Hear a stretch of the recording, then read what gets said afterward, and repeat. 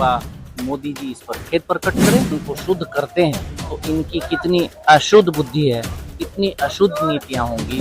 जी आप जो है लगातार कांग्रेस तो बीजेपी और आरएसएस के लोगों पर बोल रहे हैं कि वो जो है इन लोगों की मानसिकता ऐसी, तमाम तरह की बात आप बोल रहे हैं, लेकिन बीजेपी ने और आरएसएस वाले लोगों ने तो जो है उस संगठन से दूरी बनाई हुई है।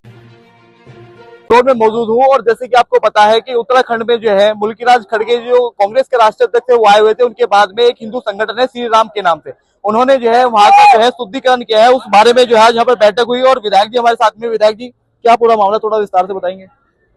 पहले तो मल्लिकार्जुन खड़गे जी जो देश के वरिष्ठतम नेता हैं, उनके आने पर जनता को रोकने का प्रयास किया प्रशासन द्वारा।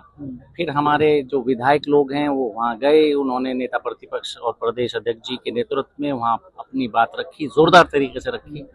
और जो सड़कों पर हमारे विधायक थे उन्होंने विरोध दर्ज किया, तब जाकर ये कार्यक्रम सफल हो पाया। भीड़, अपार भीड़ थी, उससे बौखला गई सरकार। फिर उनके खड़गे साहब के जाने के बाद वहाँ रामलीला ग्राउंड का शुद्धिकरण के नाम पर उन्होंने वहाँ कुछ कार्यक्रम किया। 21वीं सदी के 26वें साल में जाकर अगर हजारों साल पुरानी कुप्रथा को ये ला रहे हैं, जो सैकड़ों जाने कितने महापुरुषों के बलिदान और त्याग और मेहनत के बाद ये प्रथा खत्म हुई, तो बहुत ही एक निंदनीय और खेद का विषय। और सभी पूरी कांग्रेस पार्टी इसका निंदा करती है और हम उम्मीद करेंगे भाजपा मोदी जी इस पर खेद प्रकट करें।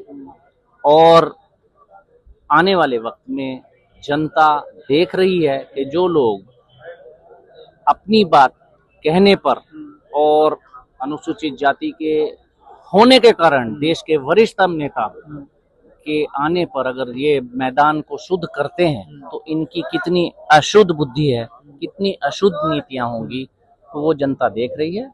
अब जनता को फैसला करना है कि संविधान विरोधी लोगों के साथ रहना है या संविधान के बचाने वाले मल्लिकार्जुन खड़गे जी और राहुल जी के साथ जाना है। तो आप क्या मानते हैं वो जो पूरा प्रकरण हुआ वो जो है दलित समाज से आते थे, इसलिए जो है उसको वो मतलब कि वहाँ का शुद्धिकरण किया गया? अगर कोई वहाँ समन समाज का होता तो क्या इस तरीके हरकत होती? क्या आपने कभी ऐसा पहले हल्द्वानी के रामलीला मैदान में कभी ऐसा पहले होता देखा?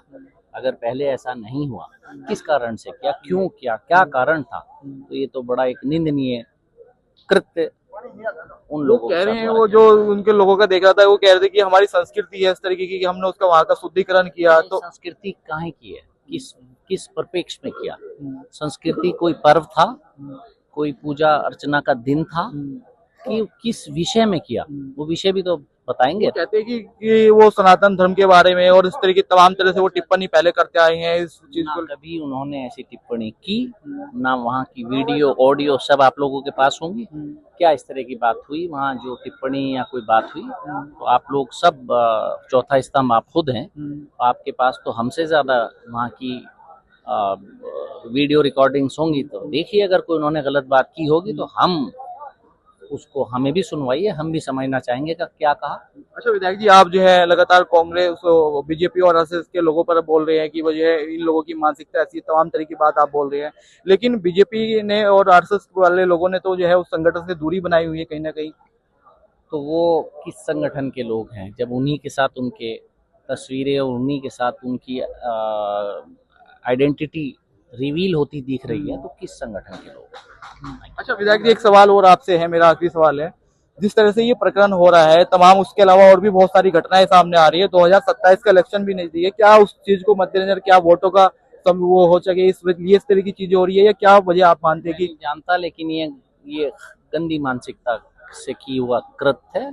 और ये एक ऐसी मानसिकता दर्शाई है जिसका 21वीं सदी के 1/4 पार होने के बाद कोई समाज में, राजनीति में इस तरह के कृत्य की कोई गुंजाइश नहीं।